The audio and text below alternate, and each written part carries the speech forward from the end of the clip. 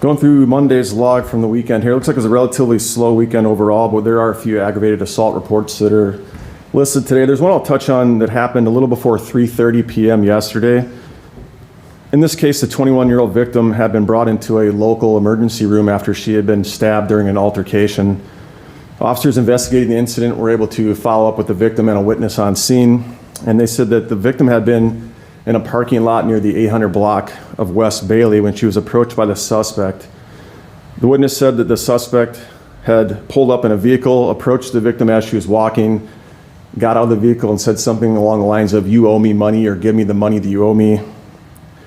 The victim then got into, the suspect and the victim got into a physical altercation at that location. The victim was then stabbed once in the torso by the suspect. The suspect then got back into his vehicle and left the scene. It is, from our investigation, showing that the suspect and victim did know each other. We're still trying to figure out what led up to this and exactly what their relationship is. This just happened yesterday afternoon, so we're still working on that.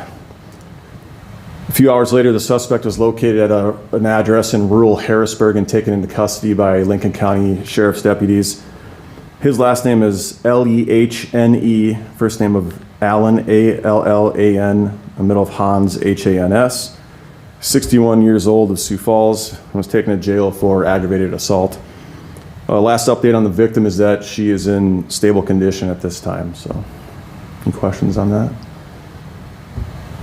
Do we know, did the victim agree that they owed this person money then? Or, as far as you guys have talked to them? That's still part of the investigation, so that's something we'll have to determine what led up to this still. Okay. All I have. Yeah. Did you guys locate the knife or a knife at the residence that you picked him up at? As far as evidence stuff, I'll just wait on that. That's part of the investigation still. Okay. All right, as far as the rest of the reports, there was a couple burglaries listed, one counterfeiting, which was involving a $100 bill, was passed at a local business. Disorderly conducts for basic year reports as well, along with family offenses. It did have a kidnapping listed on the log today. Just talking to the detective on that, it looks like this is just a domestic that involved a victim being pulled into the car by somebody she knew. No arrests on that, still just a report, and they're looking to investigate that further. Just a few larcenies from over the weekend. Narcotics, nothing of substance. Sex offenses and simple assaults. 4 sudden unattended deaths, but nothing suspicious for any of them. A couple weapons violations. There is one that I'll talk about here. This happened, actually the report came in Friday afternoon on the 3rd at a house near East Pearl Street and North Sherwood Avenue.